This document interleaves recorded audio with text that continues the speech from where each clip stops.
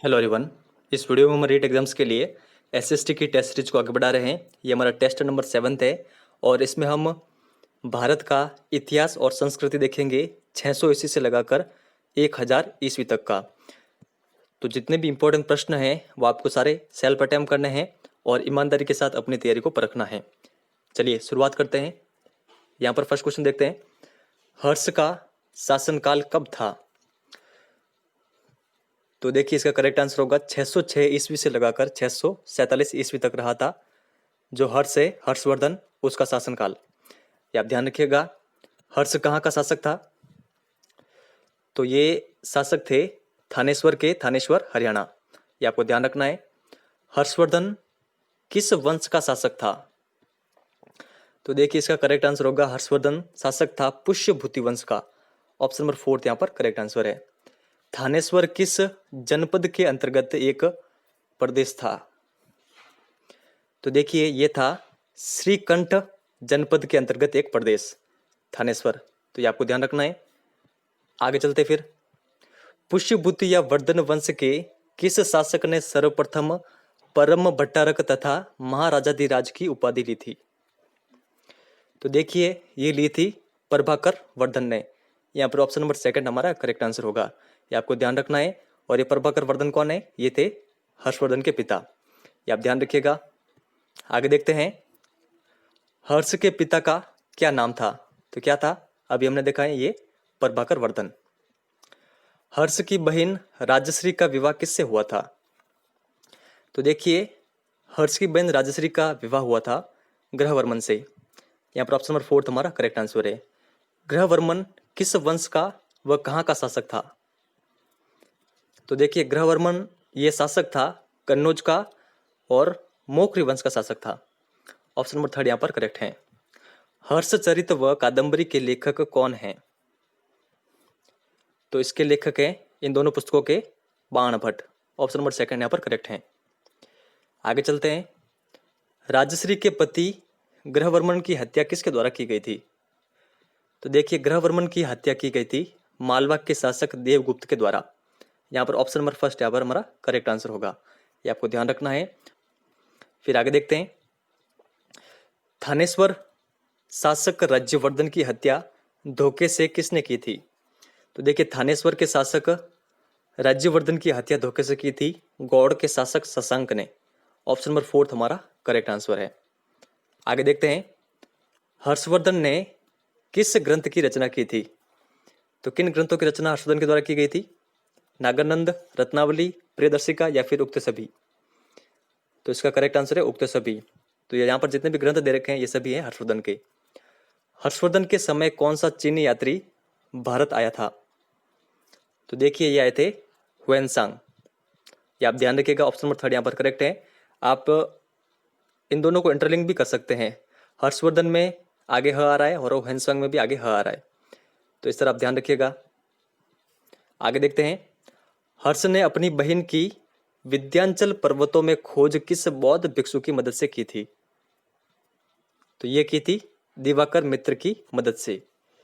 कन्नौज सभा हर्षकाल में कब आयोजित की गई थी? तो देखिए ये आयोजित की गई थी 643 ईस्वी में। ऑप्शन नंबर 3 यहाँ पर करेक्ट है। आगे देखते हैं।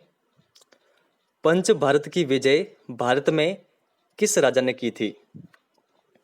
तो देखिए ये की थी हर्ष ने। ऑप्शन नंबर 1 यहाँ पर करेक्ट है। हर्ष ने वल्लभी के किस शासक को हराया व उससे अपनी पुत्री का विवाह भी किया? तो देखिए इसका करेक्ट आंसर होगा हर्ष ने वल्लभी के ध्रुवसेन द्वितीय को हराया था। ऑप्शन नंबर 4 यहाँ पर करेक्ट है। हर्ष का दक्षिण के किस शासक के साथ संघर्ष हुआ था? तो ये हुआ था पुलकेशिन द्वितीय के साथ। ये आप ध्यान रखिएगा। और ये जो पुलकेशिन द्वितीय है ये एक चालुक्य शासक था। ये आपको ध्यान रखना है। आगे देखते हैं। हर्ष व चालुक्य शासक पुलकेशिन द्वितीय के मध्य युद्ध किस नदी के तट पर लड़ा गया था? तो देखिए ये लड़ा गया था जो नर्मदा नदी है इसके तट पर। ऑप्शन नंबर 4 यहाँ पर करेक्ट है। और इसमें विजय किसकी हुई थी? तो इसमें विजय हुई थी पुलकेशिन द्वितीय की। आगे देखते हैं। हर्ष व पुलकेशिन द्वितीय के मध्य युद्ध का वर्णन कौन से शिलालेख में मिलता है?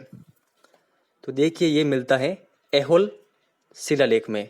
और इस ऐहोल शिलालेख ये किसका है? तो ये ऐहोल शिलालेख है रवि कीर्ति का, ये आपको ध्यान रखना है। आगे देखते हैं, ऐहोल अभिलेख के रचयिता थे तो कौन थे? ये थे रवि कीर्ति। ऑप्शन नंबर 4 यहाँ पर करेक्ट है। रवि कीर्ति किस शासक के दरबारी कवि थे? तो देखिए जो ये रवि कीर्ति हैं ये थे पुलकेशन द्वितीय के दरबारी कवि। ऑप्शन नंबर 3 यहाँ पर करेक्ट है। हर्ष का प्रधान सचिव कौन था? तो आप बताइए यहाँ पर करेक्ट क्या होगा? तो इसका करेक्ट आंसर है ऑप्शन नंबर 2 भंडी। हर्ष का प्रशासनिक विभाग था, ये क्वेश्चन काफी अधिक इंपॉर्टेंट है। तो आप बताइए यहाँ पर करेक्ट क्या होगा? तो देखिए हर्ष का जो प्रशासनिक विभाग था वो तो ऑप्शन फर्स्ट यहाँ पर करेक्ट होगा भुक्ति। भुक्ति क्या है? प्रांत, फिर विषय, फिर पाठक और सबसे लास्ट में गांव, ये आप ध्यान रखिएगा। आगे देखते हैं, निम्नलिखित में से हर्षकालीन कर कौन से थे? भाग, हिरण्य, बलि या फिर उपरोक्त सभी। तो देखिए तीनों कर थे हर्ष के काल में, आपको ध्यान रखना है, भाग, हिरण्य और बलि। रणभांडागाराधिकरण हर्षकालीन कौन सा विभाग था? तो देखिए ये विभाग था सेना का विभाग। ऑप्शन नंबर 2 यहाँ पर करेक्ट है। आगे देखते हैं, हर्ष काल में पुलिस कर्मियों को क्या कहा जाता था? ये क्वेश्चन एक दो बार एग्जाम में आया हुआ है, ये आप ध्यान रखिएगा। तो देखिए हर्ष काल में पुलिस कर्मियों को कहा जाता था चाट। यहाँ पर ऑप्शन नंबर फर्स्ट यहाँ पर करेक्ट है। हर्ष ने 641 ईस्वी में किस चीनी शासक के दरबार में एक ब्राह्मण दूत भेजा था? तो देखिए ये भेजा था इन्होंने ताइलुंग के दरबार में। ऑप्शन नंबर 2 यहाँ पर करेक्ट है। आगे चलते हैं, हर्ष काल में चीनी नरेश ताइलुंग ने किसे अपना दूत बनाकर हर्ष के पास भेजा था? तो आप बताएं यहाँ पर करेक्ट आंसर क्या होगा? तो देखिए इसका जो करेक्ट आंसर है वो है ऑप्शन नंबर फर्स्ट लियांग होई किंग, ये आपको ध्यान रखना है। फिर नेक्स्ट देखते हैं, कन्नौज सभा के संबंध में सत्य कथन यहाँ पर आपको बताना है। इसका सभापति ह्वेनसांग था। इसमें 20 देशों के राजा आए थे जिसमें कामरूप भास्कर वर्मा प्रमुख था। इसमें महायान धर्म का एक पक्षीय प्रसार किया गया या फिर उपरोक्त सभी। तो यहाँ पर इसका करेक्ट आंसर है उपरोक्त सभी, ये आप ध्यान रखिएगा। कन्नौज सभा के संबंध में ये सारे कथन सत्य हैं। हर्ष काल में प्रयाग सभा का आयोजन किया जाता था। तो ये किया जाता था प्रति 5वें वर्ष। प्रयाग सभा के विषय में असत्य कथन आपको चुनना है। इसे महामोक्ष परिषद कहा जाता था। यह सभी धर्मों की सभा थी। इसके मुखिया भास्कर वर्मा व ह्वेनसांग थे।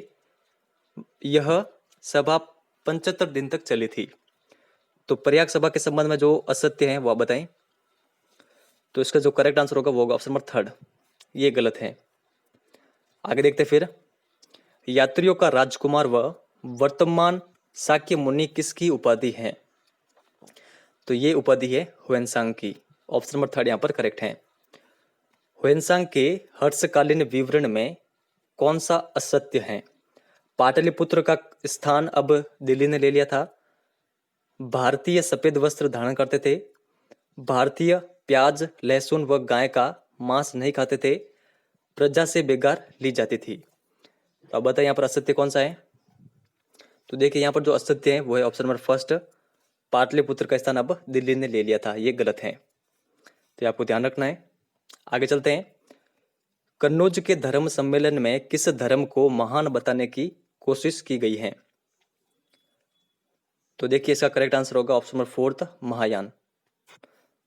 आगे देखते हैं, हर्ष के समय नालंदा के कुलपति कौन थे?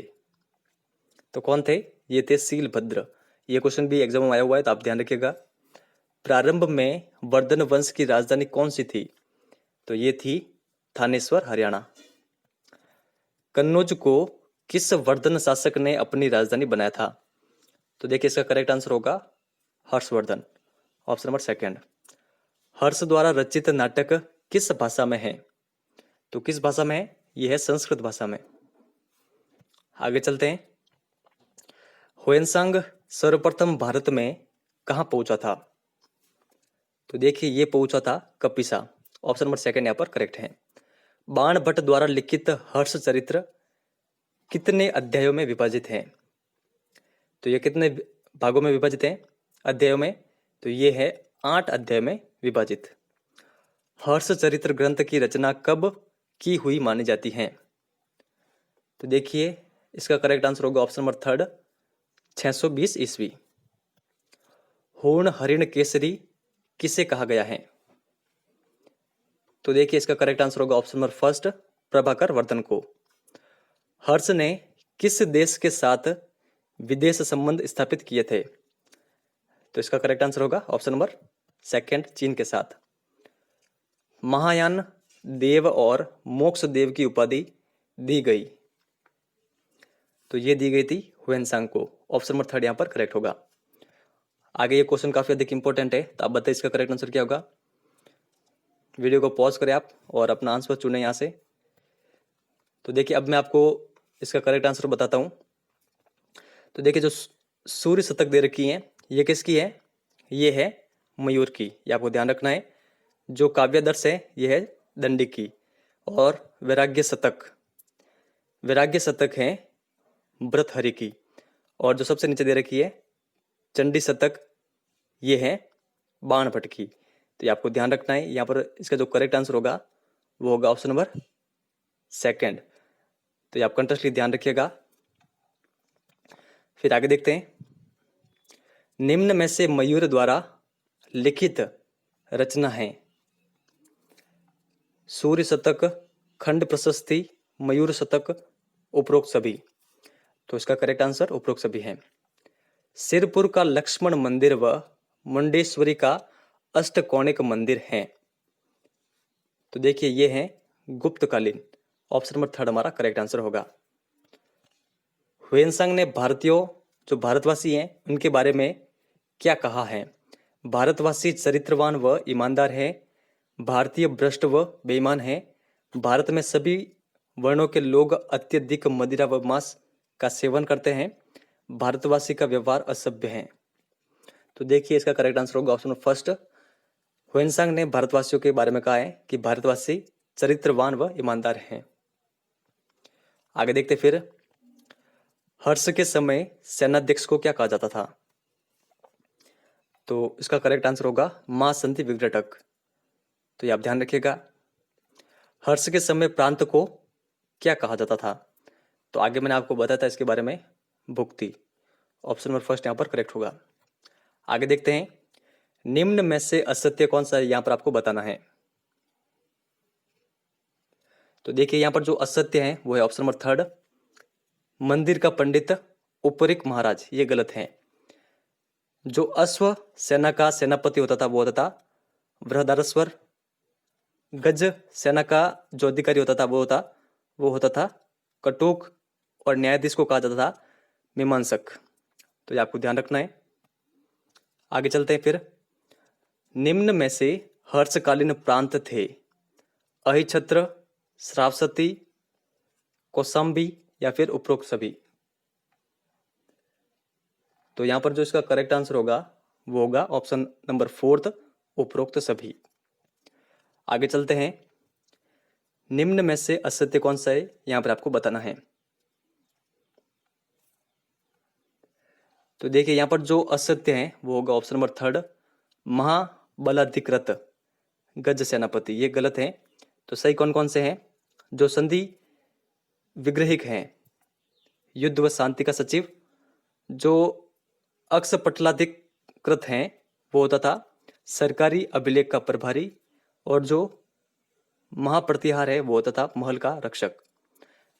तो ये आप ध्यान रखिएगा सारे। आगे देखते हैं, हर्ष के विभिन्न अधिकारियों के संबंध में असत्य हैं। तो यहां पर जो भी असत्य है वो आप बताएं। तो देखिए यहां पर जो असत्य होगा वो होगा ऑप्शन नंबर फोर्थ, कुंतल मीमांसक, ये गलत है। तो जो सत्य है वो देखते हैं, भांडी, प्रधान, अमत्य, अवंती, संधि विग्रहिक और स्कंदगुप्त, गज सेना का प्रधान। तो ये सही थे। आगे चलते फिर, हर्ष के काल में उपज का राजकीय भाग वसूल करने वाला कहलाता था। तो ये क्या कहलाता था आप बताएं। ये कहलाता था भौगिक। ऑप्शन नंबर फर्स्ट यहाँ पर करेक्ट है। हर्ष के समय भुक्ति के शासक को क्या कहा जाता था? तो देखिए इसको कहा जाता था औपरिक महाराज। Option number second. आगे चलते हैं यहाँ पर।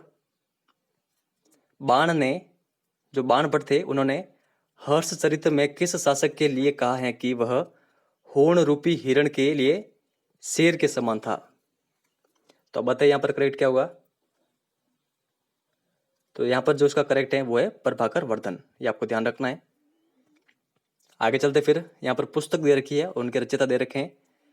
तो देखिए आगे हमने देखी थी सूर्य शतक, मयूर, और इन तीनों के बारे में आपको ध्यान में होना चाहिए। तो अब बताइए इनमें से करेक्ट आंसर क्या होगा? तो देखिए यहाँ पर जो इसका करेक्ट आंसर होगा, जो रत्नावली पुस्तक है वो किसकी थी? हर्षवर्धन की। और जो हर्ष चरित्र है ये किसकी थी? ये आप सभी को पता है, बाणभट्ट की। और सूत्रालंकार शास्त्र, अब तो केवल एक ही बच रहे हैं, अश्वघोष। तो देखिए इसका जो करेक्ट आंसर होगा वो होगा ऑप्शन नंबर थर्ड, क्योंकि फर्स्ट का डी केवल एक में दे रखा है। आगे देखते हैं यहाँ पर, और ये हमारा लास्ट क्वेश्चन भी है। धर्मपाल से छीनकर कन्नौज पर अपना प्रभुत्व स्थापित करने वाला प्रथम शासक कौन था? तो आप बताइए यहाँ पर करेक्ट क्या होगा? तो देखिए इसका जो करेक्ट आंसर है वो है प्रतिहार राजा वत्सराज। तो फ्रेंड्स ये था हमारा वीडियो आपको कैसा लगा है? अगर हेल्पफुल लगा है तो इस वीडियो को लाइक करके शेयर जरूर करें। इस वीडियो में इतना ही है, धन्यवाद।